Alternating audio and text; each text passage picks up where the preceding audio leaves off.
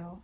I've been thinking about doing something like this for a very long time. It's definitely been over a year. One thing I've really learned is to stop thinking and just doing it. And I think I'm just so sick and tired of constantly debating scenarios in my mind of what I want to do, how I want to accomplish it, what is it going to look like, almost trying to perfect it in my head instead of just jumping into it. And what I've realized is you just need to do it. Just do it. Just go for it. You can't think about it. You just need to do it. And you need to learn along the way. You can't overthink it. You can't try to make a detailed plan, because in reality, you kind of learn as you go. There's no blueprint to something if you've never done it. I think I've just been really afraid to use my voice to share these things because I don't know how it's gonna come across and if people will enjoy it, or if it's just gonna be or if I'll get attacked, I guess. Like, you know, what is she talking about? It makes no sense. Like, she's crazy. I don't know. And I just want to say, before I even start giving out this message, that there might be certain parts of this video that you do not resonate with at all. But there might be a word, a sentence, a segment of the video that correlates with you and touches your spirit so much that it gives you an epiphany or some sort of realization, and it might just change your life. My videos, I hope that they provide the audience with some sort of healing or further understanding of a situation that they've encountered, or something that they're experiencing in the moment, or whatever it may be. Okay? So that is the purpose of my videos. I just hope that there's something that I've gone through and I've realized, or something that I'm going through and trying to figure out, and that it could help someone. There's so many content creators, honestly, and there's so many like people who are on the internet trying to help others with their words. And I was afraid about putting my content out there because I'm just like, do we really need another voice? And if we do, is it really going to be me that people are going to listen to? But at the end of the day, it's what my heart is saying that I should do. And out of all the content creators that I watch, I wouldn't ever cut one out, because everyone has a different message. I learned different things from all of them. And I feel like maybe there's space for me too. So there might be some things I say that you don't like, maybe some things I say that really, you know, resonate with you and can help you. So that is my goal. Even if it's one thing that you get from my channel, that is like enough for me. But okay, so like I said, the title was It's Not Always You. And this means that, like, if you're anything like me, I will always blame myself before I turn around to another person, and not point a finger, but say there's something wrong with them. If I get mistreated or something, like I have an encounter and it's very unpleasant, even though I was trying my best to be my authentic self and be kind, I always think, oh my God, like, what's wrong with me? Like, why is that person treating me this way? What did I do? And this has come up in my life so many times, not just once. It's been in relationships, it's been in day-to-day interactions at work, it's been at a coffee shop. And the most one experience that's been circulating in my mind for this video has been this encounter I had with this lady at this coffee shop. So I have a coffee shop not too far away from where I live, and I went there after work one day because I work night shifts. So I went to the coffee shop to grab a coffee on the way back, and she's like this very beautiful woman. Like, she is just breathtaking. And like, obviously you're going to a coffee shop, you're going to be nice, and I felt like I was being myself. And there was this gentleman before me, and she was like conversing with him, having a great conversation, smiling. And then when it was my turn, she kind of just was flush-faced, like not flush-faced, but she just didn't show any expression. She just and I was trying to have a conversation with her, and she was just being very blunt. And I wanted to get a membership, and she I don't know, she just wasn't creating conversation with me, even though I was trying. And I left that coffee shop that day like so sad, just like walking home and thinking to myself, like, what did I do? Like, what was wrong with me? Like, is it the way I look? Is it the way I was talking? Is it the way I was dressed? Like, what was it that made her kind of shut down? And I just pondered it so much, and I didn't even feel like going back, right? And then I just like kept thinking in my mind, like, what could I have done to make the situation better? What could I have done for her to have a deeper conversation with me? And I felt so bad about it that like I kept thinking about it for weeks. Up until I decided to go back one day, and it was another girl working there, and I was my same self coming back from my night shift, in my scrubs, whatever. And it was a different employee, and she was being so kind to me, and we had a great interaction and created some really good rapport. And I remember leaving the shop, and I thought to myself, wow, maybe it wasn't me. Okay, maybe it wasn't me. And that's like the first time ever that I kind of took the blame off myself. And it made me feel like there wasn't something wrong with me. Not that I'm perfect, but for a second, it felt like for the first time in my life, I wasn't pointing the finger on myself, and I wasn't bearing myself with such negativity. And that's when I came to the realization that maybe sometimes someone else is going through something, whether it's a coworker who's kind of like being distant, or just giving you, one word responses, or maybe you're in a relationship and someone's not treating you right, even though you're trying your best. Maybe it's not you who's provoking them to be rude. Sometimes people are just having a bad day, and I've caught myself actually doing that when someone is getting report from me, or I'm explaining something, or there's certain things going on, and I'm just giving really blunt answers, or just having a very short, to the point conversation.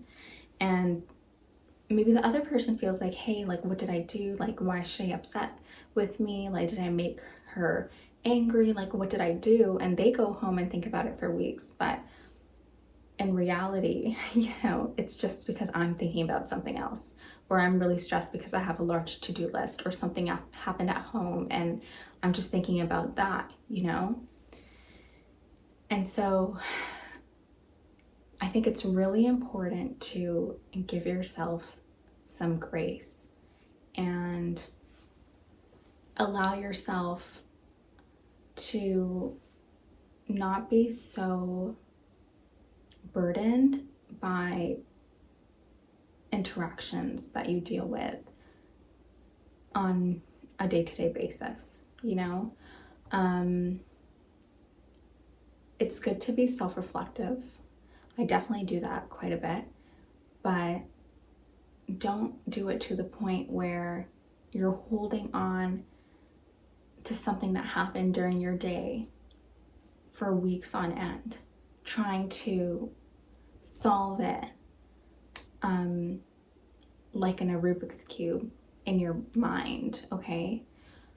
Learn to let it go. And maybe it was something, let's just say, okay? If it's really bothering you and it's like someone, at home, a friend, a cousin, aunt, uncle, I don't know, someone, ask them about it, okay? If it's really on your mind, hey, did I do something to upset you? Did I say something? Sometimes it could be, a little situation and then you can solve it. But try to just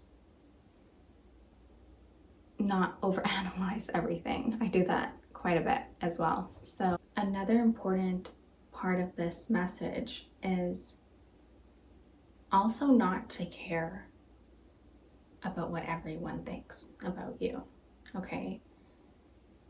A very hard lesson for me. I would always try to control or almost like trying to control what other people thought about me. And some ways I would do that is like being extra nice and always trying to do something for them, or not being, which ultimately also made me feel very unsafe in certain conversations or just in the presence of others, like feeling like I couldn't be myself, or I couldn't be myself because if I was myself, then I wouldn't be liked. And that was a really, really, really tough lesson. And I'm so happy I got to even identify it. Because a lot of the times, you're not feeling right, but you don't know why. You're feeling uneasy around certain people, but you don't know why. And once I figured out that the reason I feel so uncomfortable in the presence of certain people is because I'm not even allowing to be myself. I'm not allowing myself to be myself, my authentic self. And if I do try to allow it, I feel like my authentic self isn't good enough. And when I looked at people that I really respected in my life, I realized that they are unapologetically being themselves. And so whether it's someone at a coffee shop or someone at work, someone at school, anywhere, be yourself 100%. Of course, you're doing an interview. You still have to act professional and certain things like that, but you should still be yourself at your core, and that should shine through.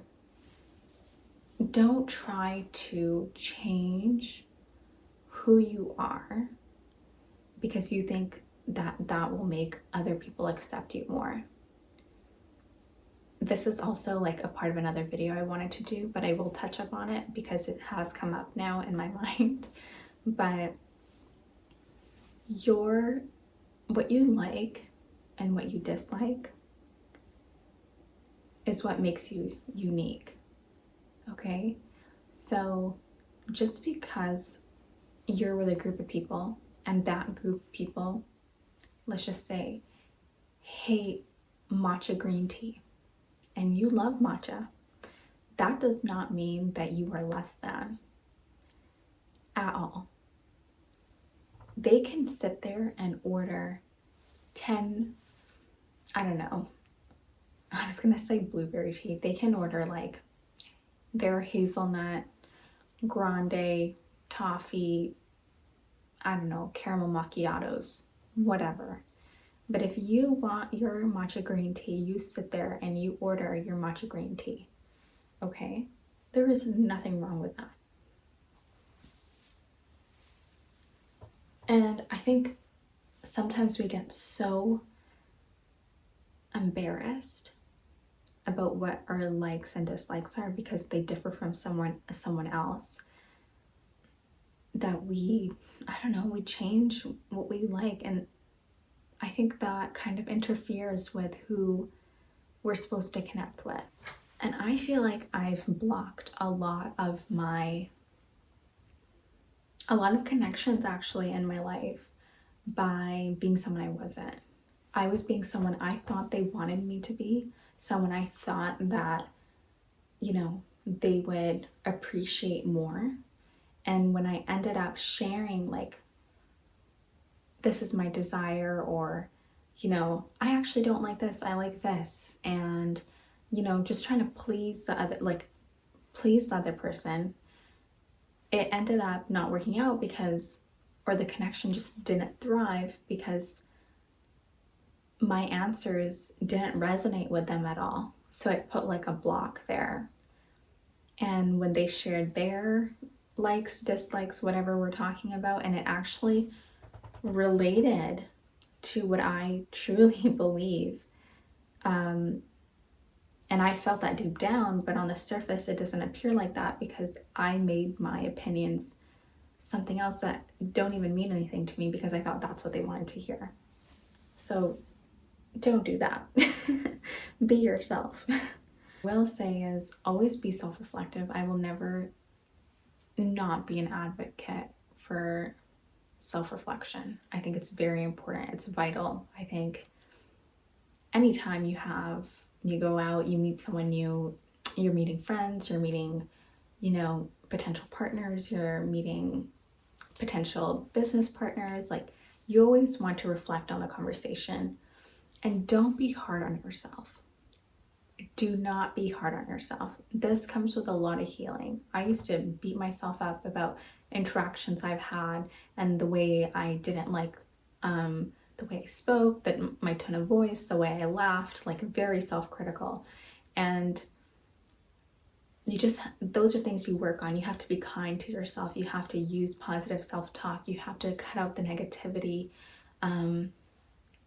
because your cells will literally start believing what you're telling yourself, For those of you who know Dr. Joe, oh my God, I do not want to say his name incorrectly. I think I have his book on my shelf over there.